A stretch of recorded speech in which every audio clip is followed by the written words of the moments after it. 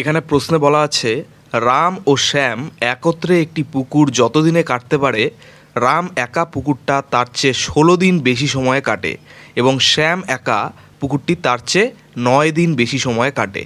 তবে রাম ও শ্যাম একত্রে পুকুরটি কতদিনে কাটবে?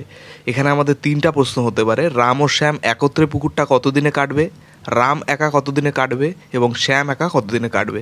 আচ্ছা, যখনই আমরা এরকম দেখব যে একত্রে বের করতে বলছে কতদিনে কাটবে, তো সেক্ষেত্রে অতিরিক্ত যে সময়টা, অর্থাৎ একত্রে তারা কাজ করলে তো করছে, কিন্তু একত্রে যদি না করে তাহলে তার থেকে যতদিন বেশি সময় লাগছে এই যে অতিরিক্ত সময়টা, সেটা আমাদের রুট ওভার করে ইন্টু করে দিতে হবে। ঠিক আছে, এই যে দেখো রামের অতিরিক্ত সময় কত লাগছে, 16 দিন, এবং শ্যামের লাগছে 9 দিন। এটাকে রুটের মধ্যে দিয়ে আমরা ইন্টু করে নিলাম। করলে কত হচ্ছে, 16 ইন্টু 9কে রুটের মধ্যে দিয়ে যদি করি 4 ইন্টু 3 12 আসছে। ঠিক আছে, এবার 12 মানে 12 দিন সময় লাগছে এদের একত্রে কাজটা করতে। এবার রাম যদি একা করতে চায় তাহলে বলাই আছে যে একত্রে করছে তাহলে 12 দিনে।